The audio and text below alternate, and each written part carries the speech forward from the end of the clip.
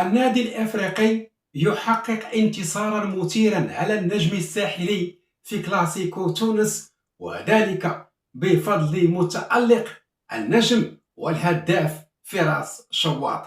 السلام عليكم، تحية طيبة لكل المشاهدين والمشاهدات.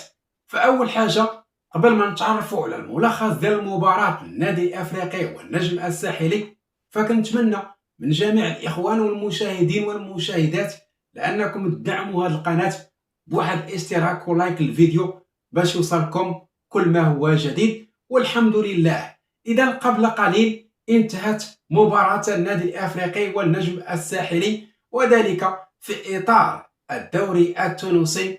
انتصار مثير لفريق النادي الإفريقي، انتصار ربما طال كثيرا، لكن بفضل المتألق والهداف فراس شواط النادي الأفريقي يواصل سلسلة الانتصارات الرائعة مع المدرب فوزي البنزرتي خلال الشطر الثاني.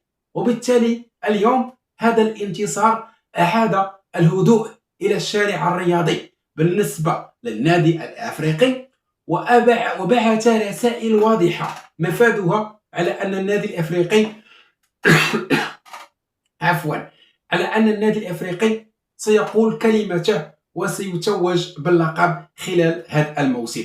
عندي كل ثقة في المدرب، في اللاعبين، وكذلك حتى اللاعبين اللي تعاقد معهم النادي خلال الميركاتو الشتوي، لأنهم يقدموا الإضافة. وكنواعدكم لأنه النادي الأفريقي سيتوج باللقب تحت طينة من أبرز هذا المدرب اللي هو شيخ المدربين التونسيين اللي هو فوزي البنزرتي. إذا انتصار مهم، انتصار معنوي، انتصار تاريخي للنادي الأفريقي، وبه الآن النادي الأفريقي يتصدر ترتيب الرابطة المحترفة التونسية لكرة القدم.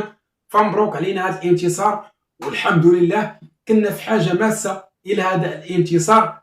انتصار غادي يكون إن شاء الله دافع معنوي بالنسبة للاعبين وكذلك المسؤولين باش يواصلوا نفس الرحلة بنفس العمل وبنفس الكيفية.